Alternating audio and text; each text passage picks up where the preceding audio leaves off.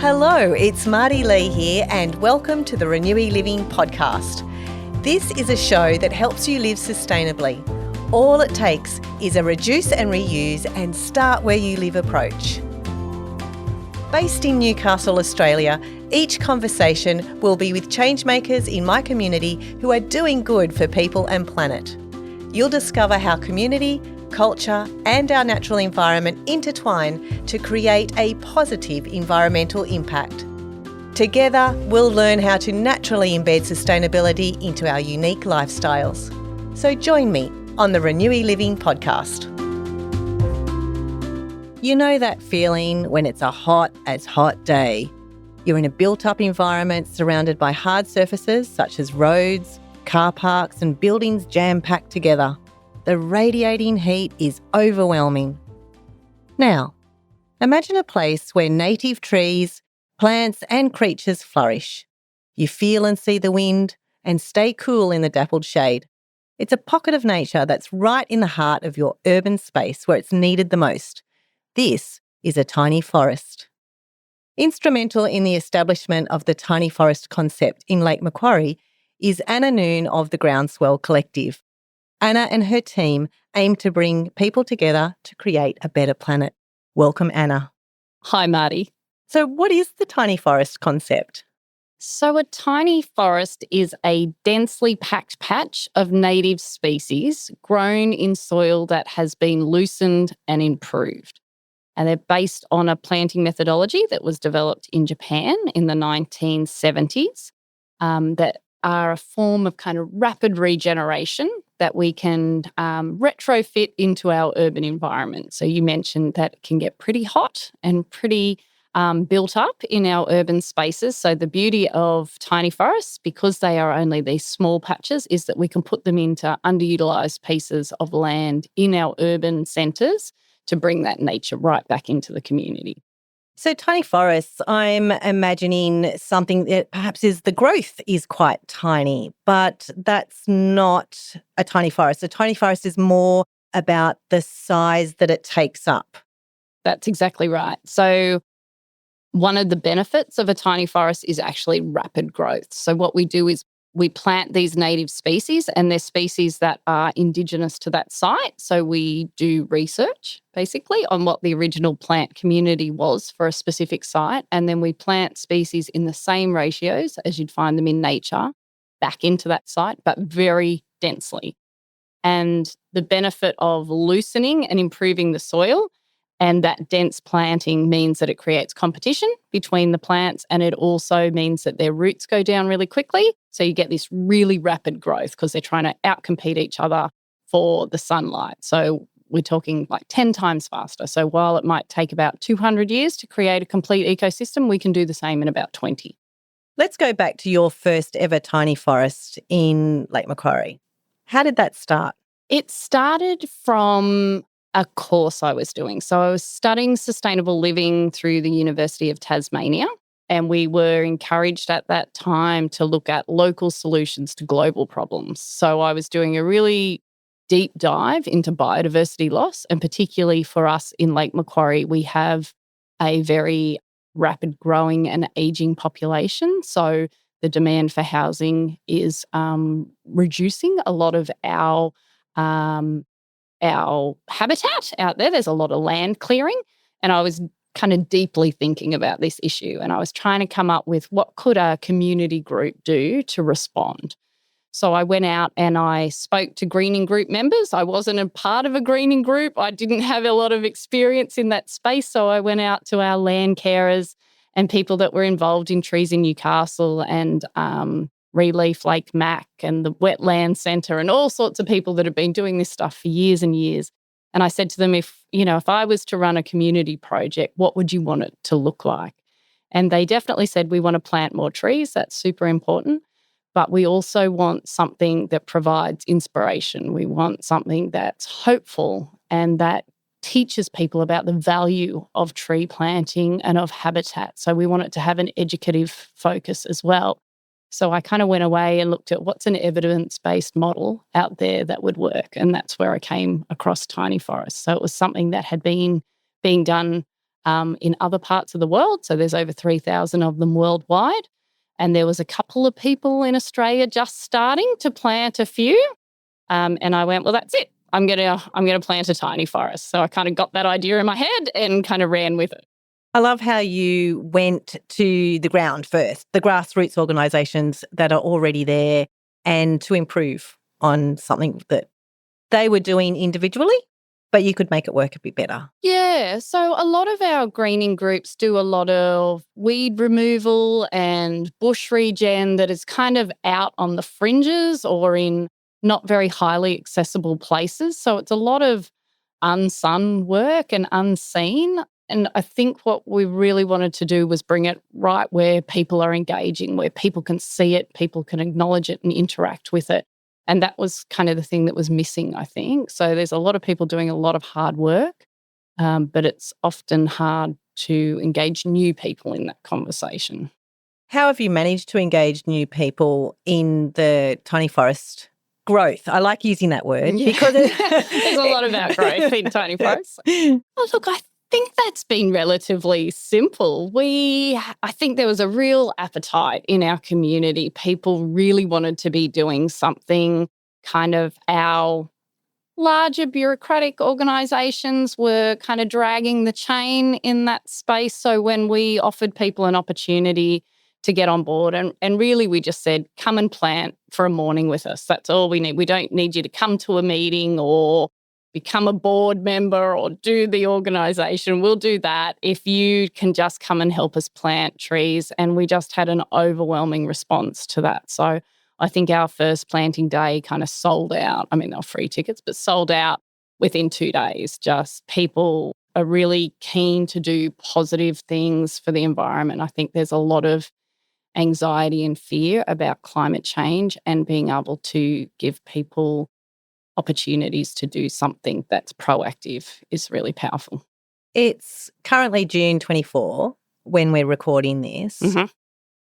Go back to your first ever planting.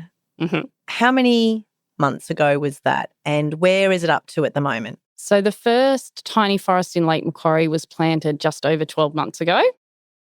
And it is now about 5.5 metres tall, so 3 times taller than me. And That I'm an is phenomenal. average height kind of person. It is very densely packed. There is a yarning circle in the middle of that, so people can come and sit and be inside the forest, which was always part of the vision. We have community celebrations there. We had a birthday party for it recently where we went and we ate cake and sang to the forest, which was lovely. And then since then, we've rolled out 2 more.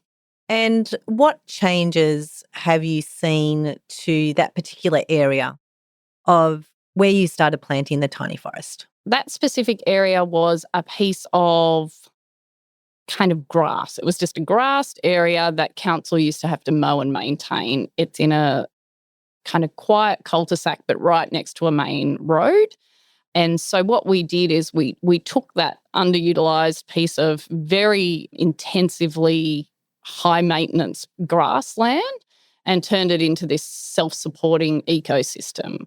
And we see people there all the time. I often pop in and see how it's going, or I go for a walk and I'll always meet people there that are bringing their friends or just checking in to see. So there's a real community spirit around it. We also invited the local primary school to come and help plant that. So sometimes the kids bring their parents or their brothers and sisters.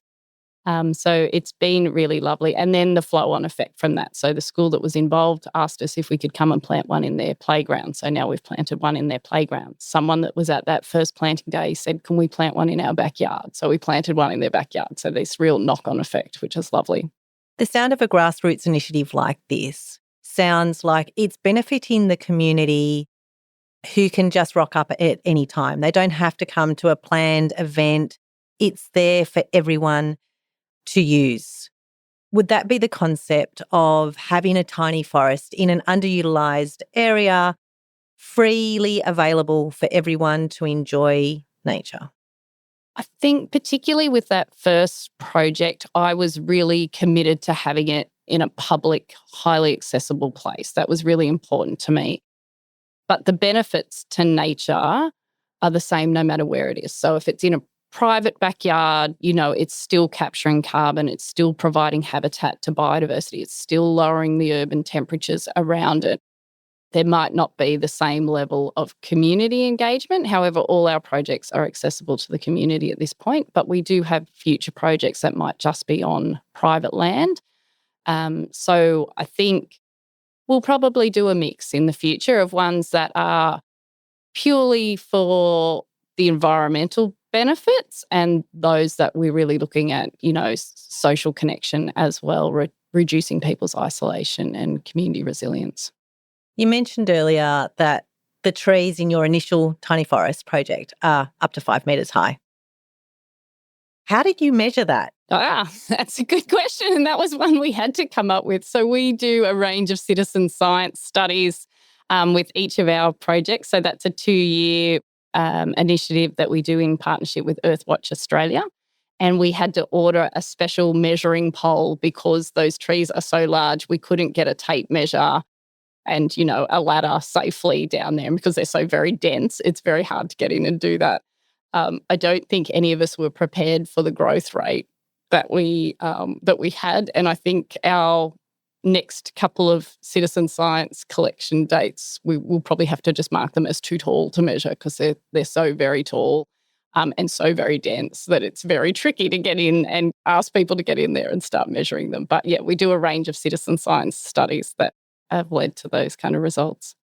Tell us more about the citizen science studies concept. How does that actually work for if we don't know about it? Yeah. So for each of our projects, we offer people the opportunity to become a tree keeper. So tree keepers are people that are kind of committed to being engaged over a longer period of time. We invite them back regularly, so probably every 3 to 6 months, and those people help kind of maintain the site. They check in on it, make sure there's no weeds or rubbish or anything like that. And then every 6 months, we do citizen science studies. So we do carbon capture, where we measure the diameter of the stems and then the height. We do pollinator studies and ground dweller studies. So we're looking at the biodiversity impacts. We do temperature studies. So inside the forest, outside the forest, on the road, near the forest, to look at how the temperature varies. And then we do a range of other cool things like flood mitigation. So we do some infiltration studies where we pour water into the forest and pour water into the grass outside of it. Now, forests are absorbing that water 6 times faster than outside in the grass area, so that helps with flood mitigation. And then we do social studies as well, how people feel before they come to the event, how they feel after it. Does interacting with each other and with nature improve their well-being? It sounds like tiny forest and the roots have a huge benefit, not just for people, but obviously for our biodiversity and the way that our holistic system works. So you've mentioned about the water being absorbed by the roots rather than if we have like a grass-based environment and a road. So there's a huge benefit to having nature and making us feel cooler. And as I said in the introduction, we can actually see the wind when we've got nature surrounding us. Yeah.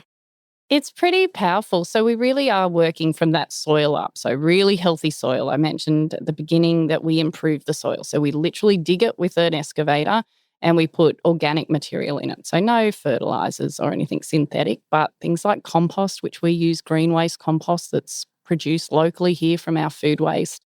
We put sheep manure and perforation material like straw in there to make it really loose and viable. And then that healthy soil just makes those trees grow so well. The trees drop their own leaves, they create their own living mulch, which is feeding the soil, which is feeding the trees, which is then, absorbing the carbon and then putting out oxygen, making it healthier and a better place to live. So it is this whole complete ecosystem. And because they're native species, indigenous to that site, they're providing the best food and shelter options for our wildlife as well. So we know they're the plants and animals that our local wildlife has grown up eating and breeding in. How do you go about researching which plants are suitable for that particular location and which plants, once you're there, which plants to put where? We're pretty lucky in Lake Macquarie that all our plant communities had been mapped and there's records about how they appear in what ratio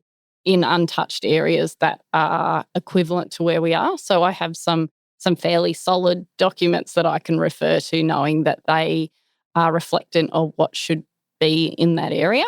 So we replicate a climax forest. So, depending on how well you know about how bush regens or how places start to rewild, but generally if you have like a fire event or a clearing event, you get grasses that come first. Then you get what they call as kind of your pioneer species. So things in Australia are like acacias and wattle trees, things like that grow quickly, die quickly, have a very short life cycle. And it takes a long time, up to about 200 years, for the bush to regenerate into that climax community. So what we do is we plant those climax forests right back at the beginning. So we skip that whole process. So we plant only shrubs to canopy species, so no grasses and no climbers, because they tend to choke the trees out, and you don't tend to find them in untouched areas in high numbers unless there's paths or something and there's a lot of light. But when you're actually in the bush, untouched bush, it's mostly, big eucalyptus trees and some understory. And then we plant them 3 to 4 per square metre and let people randomly choose where they pick them. So once we've chosen the density and the numbers per species, we then let them be randomly planted. We let the kids go wild or the community go wild, and we just put them in. As young plants, what were people's favourite plant? Oh, look, things that look a little bit different. So we have things like cordyline strictures, which are like a palm type thing. So they are quite a different kind of structure than some of our eucalyptus. So the kids always go for the things that just look a little bit different. They were always the first things to be planted. We have lots of things that you would expect to find. Like I said, a lot of different eucalyptus varieties, lots of she oaks we have locally here, banksias, bottle brushes, all your beautiful things. I love that idea of how the kids can actually choose which plants appeal to them and where they put it. It leads to proper spontaneity. We have this very set idea, and I think we are accustomed to seeing very landscaped, very clinical kind of planting methods. We've got this vision that trees need to be 10 metres apart like you see on a street, and that's not what the bush looks like. In the bush, trees do grow closely together. You might get a lot of one tree and then not some for a while, and then you'll get a new species. So letting the kids just randomly, or the community members randomly plant them wherever we like, really adds to, I guess, the genuineness of the project. So it's a real imitation of the natural bush environment. It is. And a lot of people say to me, do you expect a lot of the trees to die? Because they are so close together, people think that they won't survive. And I'll often say trees are like people, they do better with friends. So, oh, that's so lovely. Their root systems, we know trees talk to one another. We know they interact with one another. They will send a message if a bug attacks them to try and send off a chemical reaction to save their friends. So trees in the bush, in Australia, we don't really have forests. We have bushland. They are close together often, and they are interacting with one another, and that's what we're trying to recreate. Perfect recreation. Thank you. Perfect recreation. Something. Perfect. How did you learn all of this stuff? What's your background? My background is I am a social worker by trade. So I worked for many years in that space, both directly and indirectly with clients. And then over that kind of 2019, 2020 period when the Black Summer bushfires were raging and we were locked down at COVID, I took 12 months off for work to look after my dad, whose health was failing, and went back to uni and studied sustainable living. So I have kind of both those backgrounds. So a strong background in behaviour change and community engagement, and then also kind of some skills around communicating sustainability and how to live sustainably. What a beautiful blend of backgrounds. Yes, it's very nice. So a really strong social justice background, but then kind of over time has kind of morphed into kind of environmental and climate justice, which I think are all very interrelated. The tiny forests are a great habitat for wildlife. Why is it so important these days? The impact, particularly in urban areas, is that we are we're clearing just large parcels of land. We're forcing our animals further and further on the brink, and our rich habitat was traditionally along the coastlines, along waterlines, which is exactly where people want to live as well. So the majority of our biodiversity and special biodiversity is along those coastlines, which is now where the majority of people are. So there's this real pull and push between people and wildlife that we haven't quite got the balance right yet. So this is, it's not the complete answer, and we need to come up with answers, but the number of threatened species in urban areas is pretty startling, and the number of people living in urban areas is growing exponentially as well. So we really need some quick answers and solutions, or, we're really putting things out of balance. What do you recommend as hot tips for people in their own backyard? There are so many things that people can do, and that's one of the lovely things we like to do with our Tiny Forest project is talk to people about, well, what can you do? We can't all plant a forest. That's not realistic, but we can all do something. So if you have a small area, maybe you can make a pollinator pot. So get some native flowering species, put it on your back veranda if you don't have a big space. Or you can research a particular animal or bird that you'd love to attract into your backyard. Learn about what it is they like to eat, where it is that they breed, what shelter requirements they need. And always including water is helpful. All animals need water, so whether that's a bowl on the ground, a bird bath, keep your cats locked up. Cats are a big problem to Australian native species, so responsible pet ownership is super important. So definitely dense pockets of native habitat and species is what provides the best food and shelter requirements. And then if you add in water and keep your pets locked up, then we're probably on a good path. So in your local area, finding out where to start with what kind of plants you could pop in your own backyard, where would you recommend for people to go? We are very fortunate to have a lot of great resources. There is a Lake Macquarie Council supported program called Backyard Habitat for Wildlife that people can sign up to for free. And with that, they will get a booklet that will talk to them about thinking about different things, considering different elements, things like bushfire risks and foxes. And if you have a frog pond, how deep it might need to be before you have to cover it. Really helpful, practical things.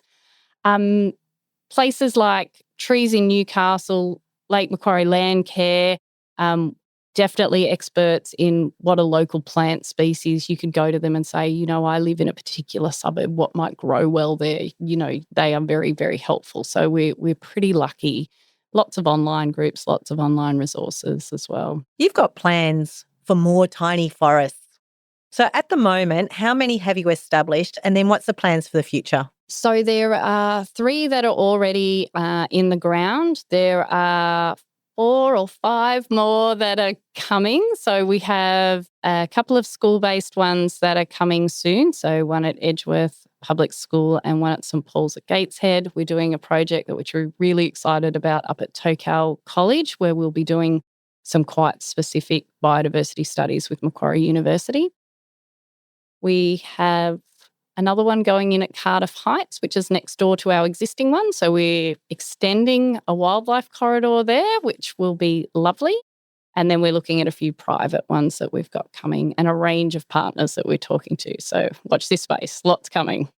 What are some of the big challenges of connecting with potential partners and finding the right locations? The aligning land and money is our kind of ongoing challenge, and then enough lead time to actually do the process, justice. So when we're trying to talk about planting species to order from seeds that we're growing from as close to the site as possible, that takes time. Obviously, plants, growing things from seed takes some lead time. So trying to, educate and share with our partners that, you probably need a good 6 months lead time. We also don't plant over summer because it's too hot or necessarily in the middle of winter. So that kind of gives us 2 shoulder periods. There's a number of criteria that we look for when we're looking for a parcel of land. It has to be underutilised. So it needs to be barren. Nothing. We won't remove a tree to plant trees. That's kind of just a rule. That's super to know. Yep. That's a great rule. No trees, will be cut down to plant more trees. That just doesn't make sense. It needs to have a lot of sunlight, so up to 8 hours of sunlight a day, ideally. So not a lot of existing canopy coverage. No underground services, so water, gas, Telstra, because we do dig up that soil. We don't want to hit anything. No overhead power lines. Again, we get excavators in there, and these trees are 35, 40 metres. We're talking big trees. We know that they're going to, and we don't want to see that chopped off the top of them like they do in street trees when they grow onto power lines. So it has to be, there are a few site criteria. You have to be able to get an excavator in it. So it needs to be accessible, and we need to be able to have water. So, and then as far as how we identify the sites, it's probably come to us two ways. We have gone out and said we would love to build a forest here, and we've only done that maybe once or twice, and the rest of them have come to us, which is lovely. So through word of mouth, and then we will talk to people about whether it's appropriate or not and what we can do with their site. Is it possible for you to do a tiny forest in your backyard? It is, depending on how big your backyard is. You can certainly do smaller plantings, but a tiny forest is generally about that 200 square metres, so about the size of a tennis court. Not all of us have the luxury of that size, but you can definitely take parts of the model and adapt it. I guess you might not just get the same results.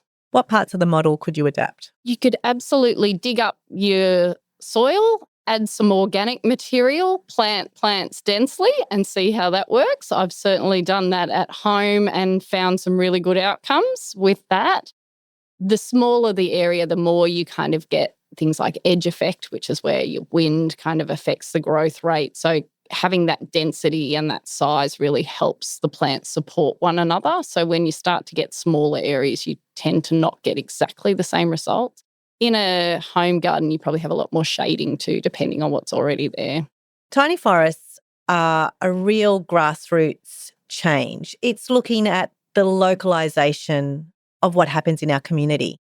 If we go to the very bigger picture of global climate change, how do tiny forests help to mitigate that?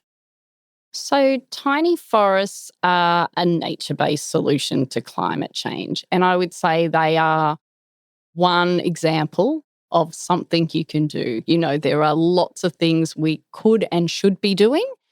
They aren't going to save the whole process. We absolutely need to decarbonise. We need to get away from our coal-fired power. We need to electrify. Those things are very important, and no amount of planting trees will mitigate that. We need to be doing both at the same time.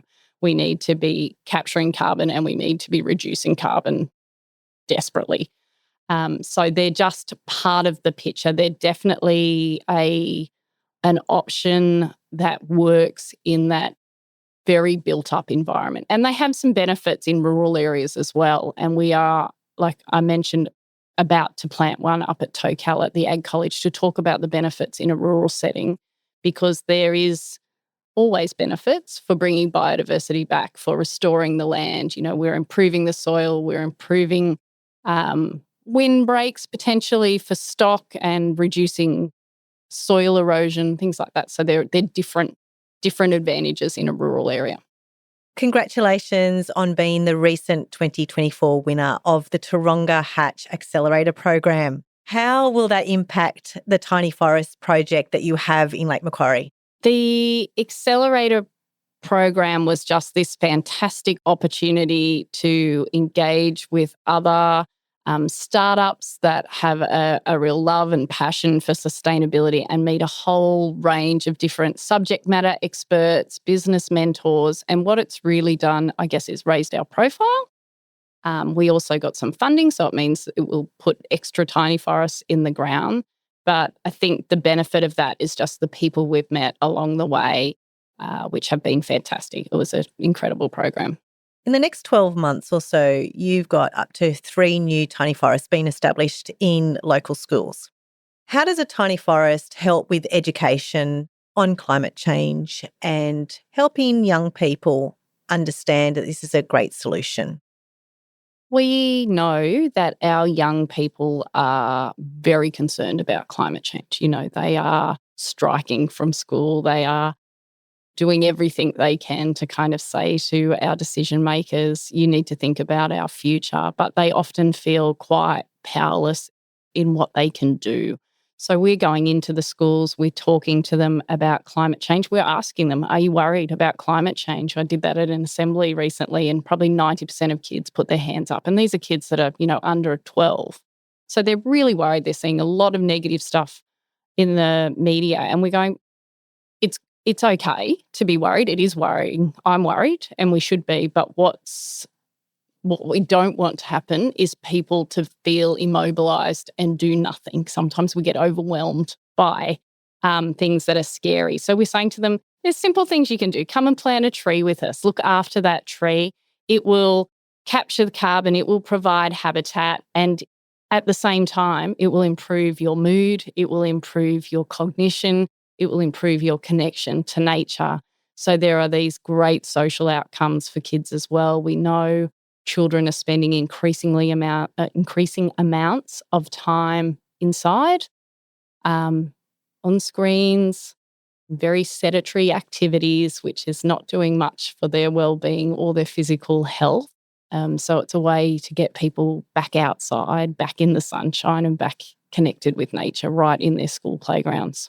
So there's so many social benefits and physical benefits to a tiny forest. We've talked a lot about the people side of things. Go back to the nature side of things. We've talked about the size and the growth of the plants. What about the animals, the creatures? Yeah. Certainly seeing in our existing projects evidence of lots of increases in insects and ground dwellers. So there's very clear evidence of leaf cutter bees. You can see the little holes they're cutting in. We do pollinator studies, and we do biodiversity studies where we put tiles in the ground and turn them over and look at what's underneath there. So when we first did that, before we planted them, there was just ants. There was ants in the grass. Now when we turn them over, we're finding a whole range of millipedes, centipedes, spiders, and a range of different bugs and beetles. And we know once those bugs and beetles come, then the birds come, because the birds eat the bugs and beetles. So we're starting that process. We're seeing a lot more birds.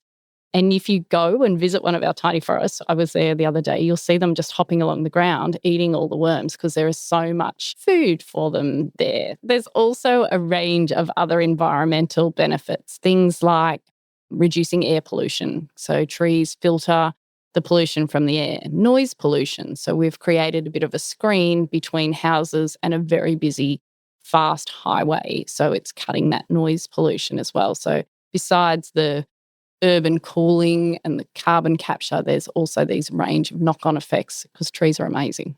Thanks, Anna, for your localised commitment to bringing a grassroots initiative to our area. Thanks, Marty. It's a pleasure. I encourage you to look into the Tiny Forests movement yourself and to see what's happening in your area. Thanks to Awesome Newcastle for their support. Thank you so much for tuning in to the Renewy Living podcast. This podcast was recorded on Awabakal country. I wish to acknowledge the traditional owners of the land and waters in the Newcastle and Lake Macquarie region of New South Wales. I hope you're feeling more confident about doing better for our people and planet by taking a start where you live approach to living sustainably. If this episode has spurred you into action, please feel free to follow and share it with your friends. It would mean the world to me. Head over to my website, renewyliving.com.au, for the show notes and blog posts from this episode. And you can also sign up to my regular emails. I look forward to sharing more stories with you next time.